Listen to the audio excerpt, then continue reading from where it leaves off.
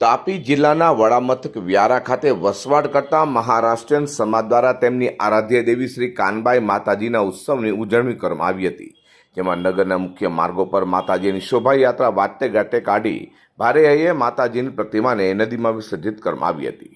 ઉત્તર મહારાષ્ટ્રના કાનદેશની આરાધ્ય દેવી શ્રી કાનબાઈ માતા ઉત્સવની વ્યારા નગરમાં વર્ષોથી મહારાષ્ટ્રીયન સમાજ દ્વારા ઉજવણી કરવામાં આવી છે, જે ઉજવણી શ્રાવણ માસના નાગપંચમી પછી થાય છે, જેમાં શ્રાવણ માસના પ્રથમ રવિવારે મહારાષ્ટ્રીયન સમાજ દ્વારા તેમના ઘરે માતાજીની સ્થાપના કરવામાં આવી છે।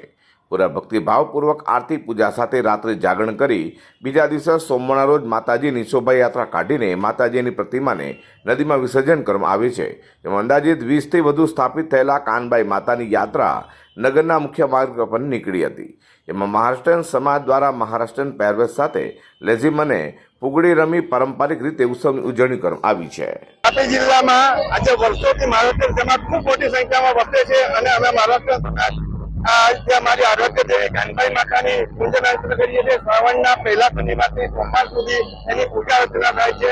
રવિવારે સાંજે એમની સ્થાપના થાય છે, જાગરણ કરીએ છીએ અને સોમવારે સવારે જાહેર માર્ગો પરથી નીકળીને અમે એમને વિસર્જન કરવા નદીએ લઈ જઈએ છીએ। મહારાષ્ટ્ર સમાજ વર્ષોથી આ સ્થાપના કરતો આવેલો છે। શ્રાવણ માસના પહેલા સોમવારે અમે કાનબાઈ માતા બેસાડીએ છીએ, અમારા કુળદેવી છે। અમે રવિવારે બેસાડીએ છીએ, સોમવારે વિસર્જન કરીએ છીએ અને આખા વ્યારા નગરમાં અમે એમને ફેરવીએ છીએ। અમે ફેરવતા ફેરવતા ગરબા રમીએ છીએ, મહારાષ્ટ્રીયન પહેરવેશ કરીએ છીએ, લેઝીમ નાચીએ છીએ, ફુગડી રમીએ છીએ। આવી રીતે અમે ખૂબ ધૂમધામથી આ ઉત્સવ ઉજવીએ છીએ।